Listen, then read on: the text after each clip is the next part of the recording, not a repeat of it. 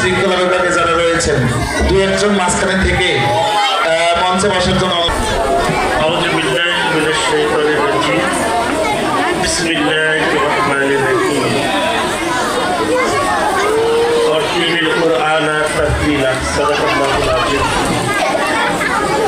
আজকের এই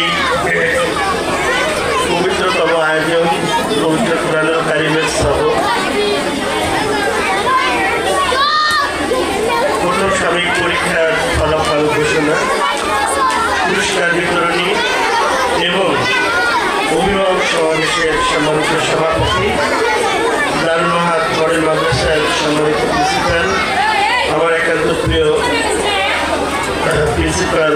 মাওলানা গোলাম সারোয়ার, আজকের অনুষ্ঠানের বিশেষ অতিথি, ঐতিহ্যবাহী শিক্ষা প্রতিষ্ঠান জিনিয়াস ল্যাবরেটরি স্কুল অ্যান্ড কলেজের সম্মানিত প্রধান শিক্ষক, আমাদের সকলেরই একান্ত প্রিয় বিশিষ্ট সমাজসেবক,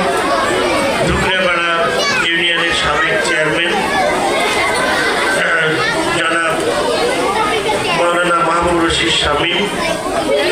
মঞ্চে উপস্থিত আমন্ত্রিত